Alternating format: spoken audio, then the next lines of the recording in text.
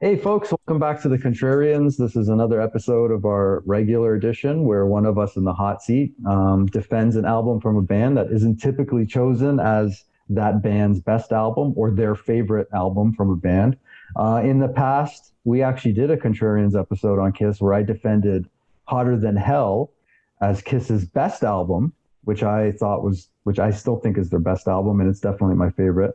But this is a much more contrarian pick. And we have our friend Brett joining us from our Patreon page.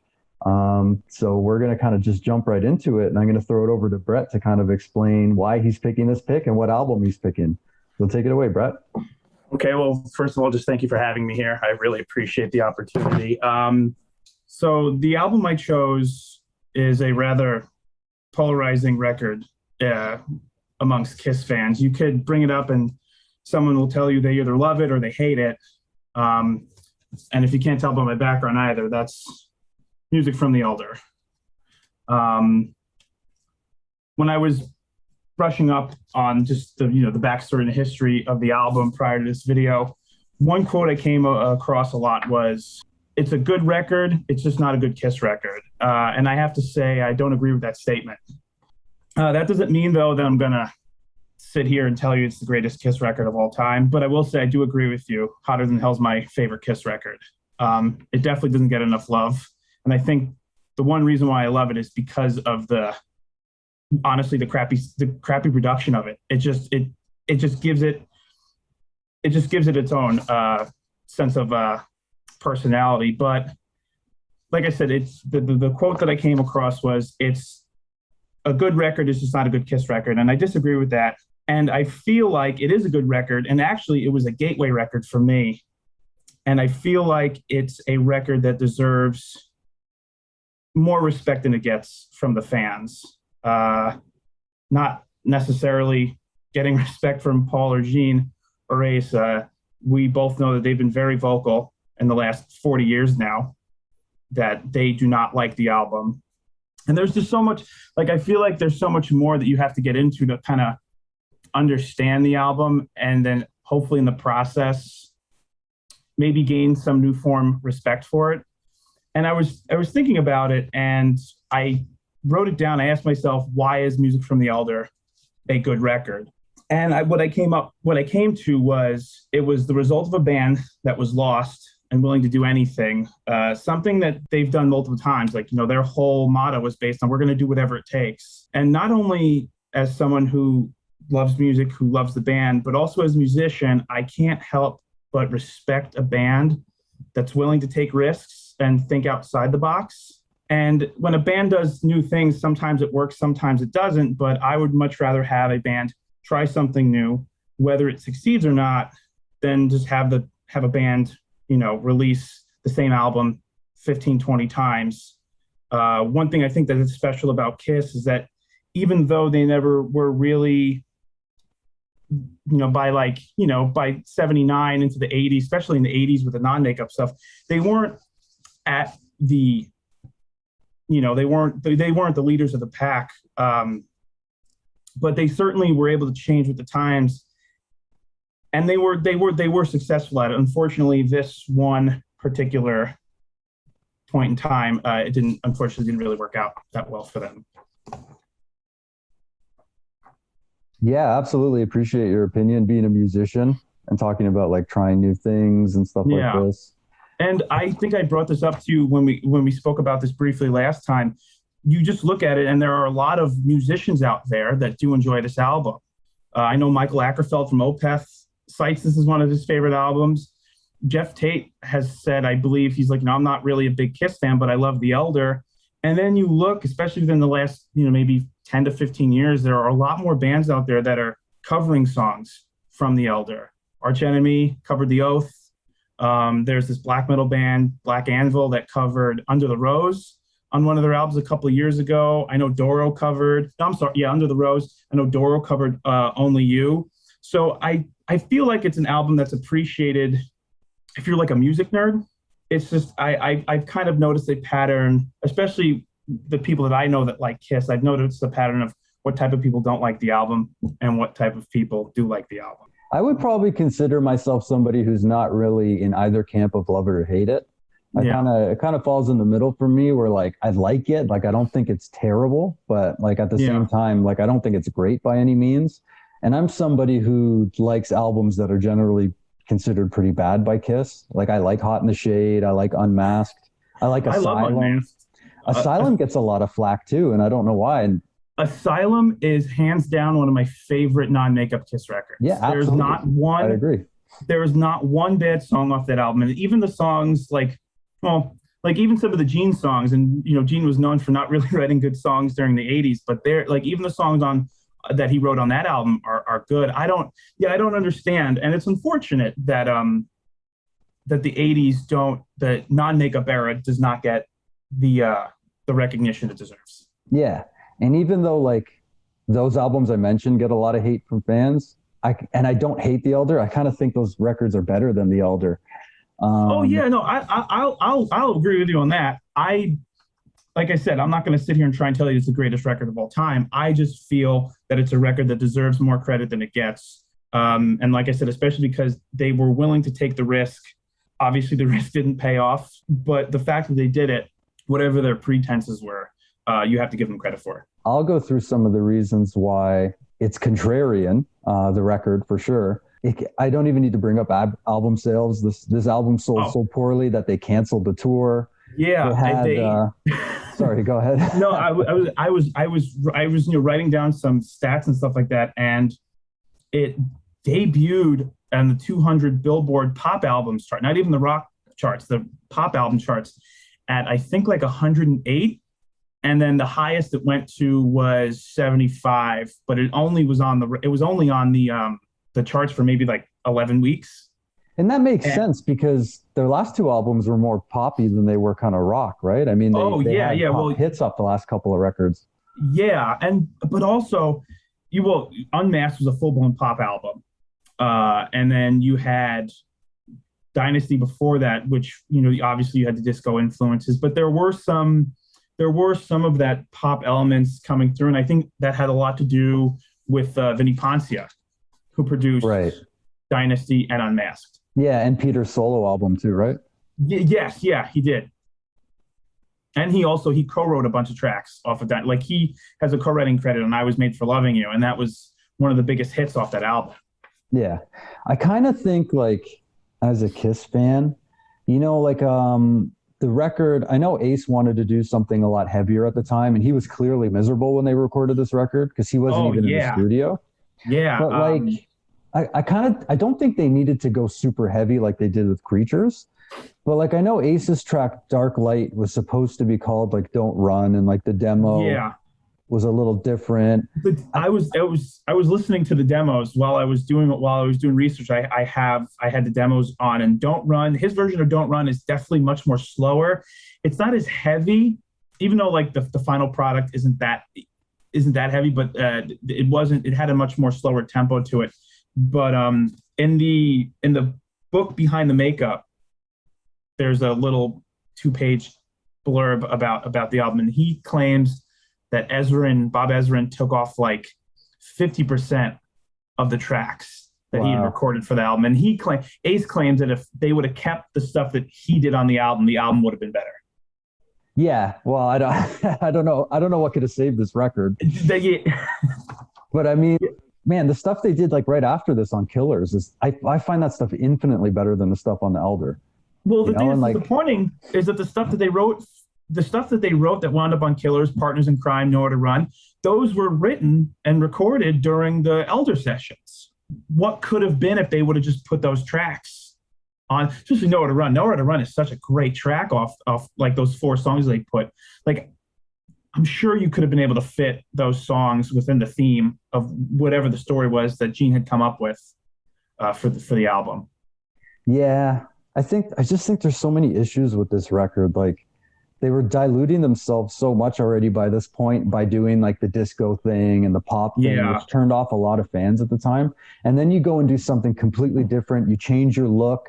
The album cover, everybody says the album cover was a terrible mistake by not having such a visual band on the record at all. It's the first, like even, the inset is my background, and then the back of the gatefold is just the door again with no hand. It was definitely a step in a different direction. And I think a lot of it has to do with the fact that they brought Bob Ezrin back. He had just finished doing The Wall, like maybe 2 years prior. And they thought that he would be the one that'd be able to save the band and kind of bring them back to form. You know, he produced one of their greatest albums, considered by fans. But because of the fact that he had just worked on The Wall, and as Paul said in the documentary, he wasn't all there. He was a functioning addict or something like that. He thought that maybe if it worked for Pink Floyd, it'll work for Kiss. The difference is that, you know, Pink Floyd was a band that was always conceptual since the start. Kiss, not so much. But it was a really weird time for them. You know, they had just come back from Australia. They did those Australian shows where I think like over the course of 3 nights, they played to like over 60,000 people. So they're still on this high of experiencing the exact opposite of what they were experiencing back in the States for the last 2 years. Because if you go back and you look at, you know, the tour dates for the Dynasty tour, a lot of cancellations, a lot of half house setups, you know, playing in an arena that holds 20,000 people and only 7,000 people are showing up.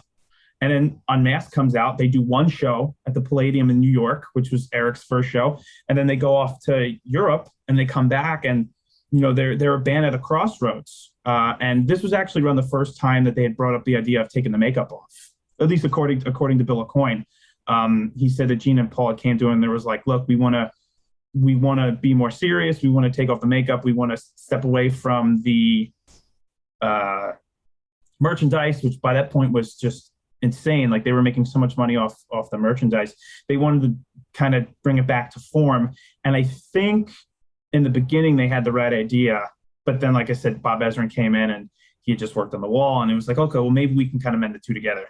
In hindsight, at the time, like it was kind of like a misstep for the reasons that I had mentioned, like the album cover. And I know that they said things like, oh, the record company, they changed the track listing and it wasn't the original. But honestly, I think even with the changes, I still don't think, in hindsight, looking back at it now, it's as classic as maybe some people might consider it to be. It's more of like a novelty. I mean, like if the tracks on there, and like I like some of the tracks, like The Oath is cool, Dark Light's cool, Under the Rose is cool. Like there's some cool, I even like A World Without Heroes, which was one of the singles. I think is kind of really cheesy, like the lyrics. But I mean, like none of that stuff has risen over the years, and like there's no representation of this album live. They never play this stuff live except as a novelty on unplugged shows. And the cruise too. On the cruise back in 2013, they kind of did The Oath, and it wasn't that good because of, you know, how different Paul's voice is now. But when I went on the cruise back in 2018, Ace actually did Dark Light. Yeah. He did Dark Light, a part of, he brought it in, and obviously he screwed up the vocals, but it didn't matter because it was like, oh my God, like he's now, which is funny because it's like he'll do songs like solo now. I feel like he just does Kiss songs. Like he didn't do any Ace Frehley solo stuff. That's a different conversation, but But even like in their greatest hits records, like there's no representation from the Elder. And you would think like if these songs were really that great, or if people were really clamoring for this stuff, over the years, like they would have slipped in a live track in their live set list, which they'd like never do. It would have slipped in on like some of their greatest hit stuff, you know, other than if they put out like a 4 CD, like one of those like box sets, which only mega fans buy anyways, right? Yeah. The box set that they put out back in like 2001 or 2002, like right around the time of the farewell tour, I think they had World Without Heroes and maybe The Oath on it. And then when they released the second Kissology video back in 2006 or 7, they had added the 3 live performances from Fridays. So like they'll acknowledge it kind of like when they want to, but I feel like because of the fact, like you said, whether you want to call it a novelty or you want to call it an album that kind of has cult status among fans, there are fans out there that do want to hear these things. And, you know, well, for example, this year marks the 40th anniversary of the album. November will be 40 years.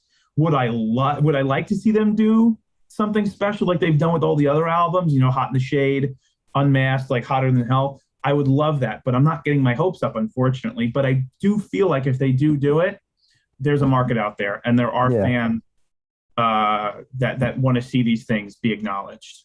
Yeah, and they acknowledge the Elder like on Kissology, but listen to like the commentary track.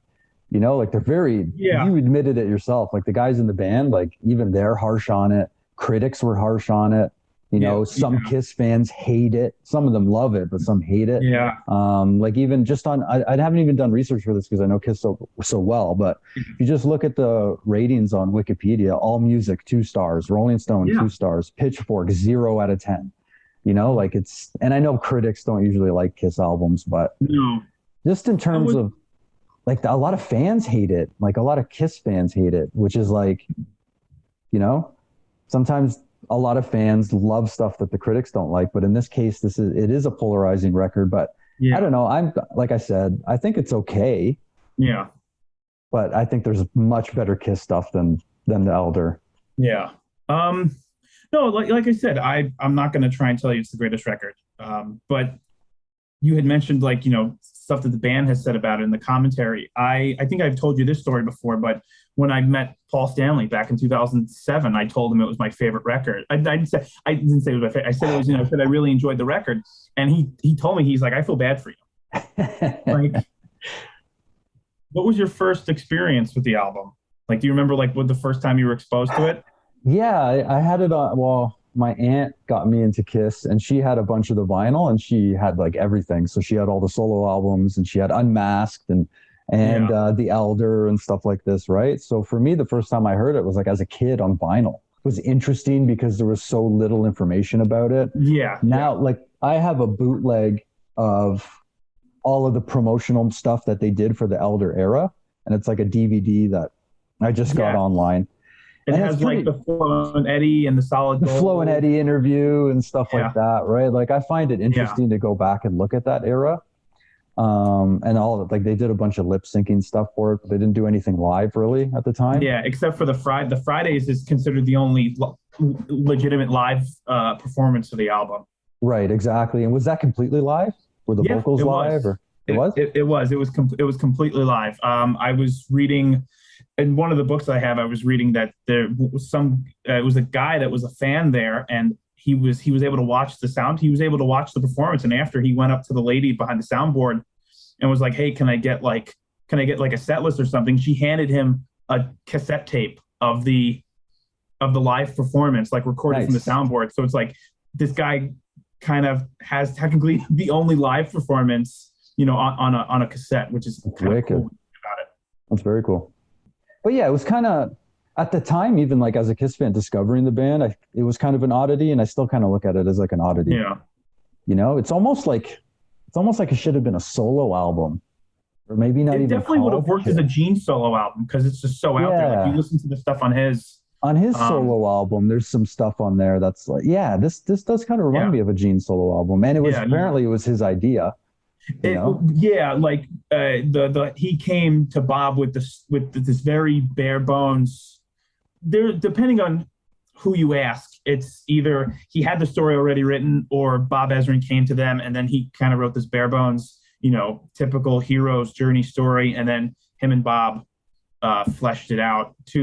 From what I've read, it turned into like a 108-page script that they then sent off because they wanted to do a movie, and they wanted which didn't work out. They were really thinking the box on this one. They wanted this to be a 3-part album. They thought that this was going to change the world for them. It was going to be like this multimedia platform project. I think they were delusional, and it shows how poorly this album did. And like I think I appreciate what you're saying about how like it's a good album that should be checked out, but I'm more in the camp that it's kind of an oddity to check out because it's interesting. And there's some cool stuff on it. Like I said, The Oath is cool. Like there's some cool stuff on it, and I don't hate it. I definitely don't think it's the worst thing they ever did, but I definitely think there's much better stuff. Unmasked, I think, is much better than The Elder. And I think that's a contrarian opinion too. But definitely.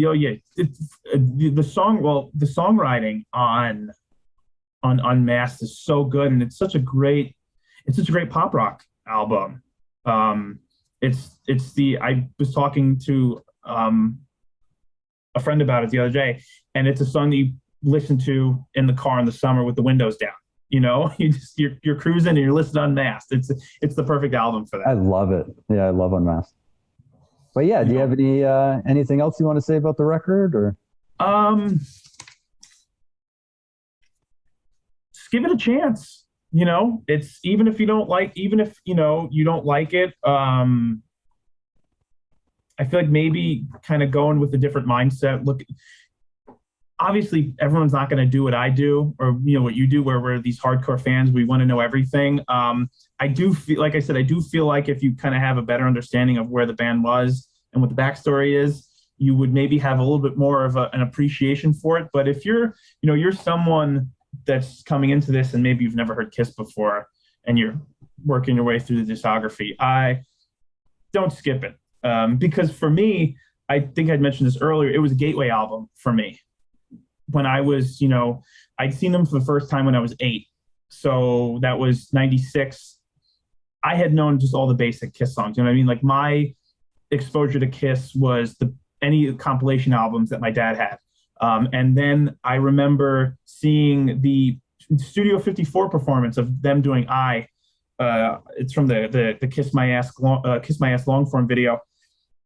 And then going and listening to the record, and then from there realizing like, oh, there's more. There's more to this. It's not just rock and roll night, shout out loud to Truck City. So I think that's also why I kind of have like a sort of a sentimental attachment, I guess, to say to it, because it was the reason why I kind of took that next step as a Kiss fan. What are your favorite songs from the record? From the Elder, definitely The Oath. That's by far the heaviest track on the album, and Under the Rose. Under the Rose is such a good melancholy type song, and there is this like black doom metal band, like I said, Black Anvil, that had covered it, that I would suggest going and checking out, because you listen to it and if you know what type of band they are, it just totally fits. And then even World Without Heroes is a good track. Escape from the Island, the jam. Yeah, like I said, there's some good stuff on it, but there's some cheesy stuff on it too, man. Just the Boy is kind of cheesy. Like Odyssey is, some of the stuff on there, like the lyrics. Yeah, and Odyssey wasn't even, you kind of laugh at it almost. Yeah, they didn't even write the Odyssey. That was a cover song. Some guy named Tony Powers wrote it, and he had recorded a version and a video for it. And then also, a lot of people don't know this, but Lou Reed has co-writing credits on the album. Yeah. He came in and I know he helped write A World Without Heroes, and I want to say Mr. Blackwell. I think even Dark Light he has a credit on. Dark Light, yes. Yeah, that was the other one. Well, yeah, I guess that's it for now. We kind of had a cool little Kiss chat, which is fun. Yeah. Maybe we'll have to do this again someday. Maybe we'll debate Asylum. Well, we're both on the same page with Asylum, but Carnival of Souls. Carnival of Souls, yeah, that's another one. That's another one. Like, I don't hate it, but like I don't love it. And I know there's some fans that like, that's kind of like a love or hate one too with some people. When I was on the Kiss cruise back in 2018, Bruce Kulick has his solo band, which in my opinion was the best part of the, like, I enjoyed seeing Kiss, but seeing Bruce Kulick's solo band was the best part, because they were doing stuff off Asylum. They were doing stuff off of Animalized. They did like this great Carnival of Souls medley. They were showing appreciation to all these songs that Kiss will never play. And the coolest part about it is that the first night they did Sword and Stone. Nice. The demo from which I think should have showed up on, that was supposed to be on Crazy Nights. Yeah.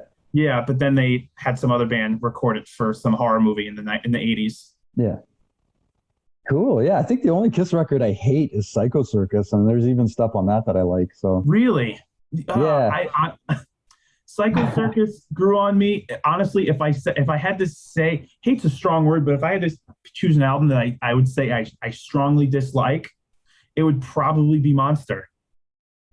Yeah, I don't mind those two records. A lot of people don't even like count them, but Yeah, I don't mind I those think two. Sonic Boom was a I great think they're record. cheesy. Like Sonic Boom is cheesy. Like what's that song? Hot and Cold? That's so Yeah, cheesy. Danger yeah, Us. but That's then you have the laughable. song. Then you have the song on Monster called "Take Me Down Below," where it's Yeah, this very like sexual tongue in cheek, and where it's like, okay, Gene, like we get it. right. Yeah. But yeah, cool. Thanks a lot for joining us. Yeah, And thank you for having me. yeah, maybe I we'll really appreciate this, and I'm if you ever need someone to talk to Kiss about, I can, like, as I said, I can do it literally all day. yeah, maybe we'll do this again sometime. Like I said, I'm reaching out to some other Patreon guys for some Patreon exclusive stuff and stuff. So maybe we'll do Awesome. it again. Maybe we'll have our own little Kiss thing going, you know, like once a month we'll just chat about a Kiss record. That'd be I'm kind of I'm fun. totally I'm totally down for it. Cool. Awesome, Brett. Thanks a Awesome. lot. Well, thank Yeah, you we'll very see you next much. time. I appreciate it.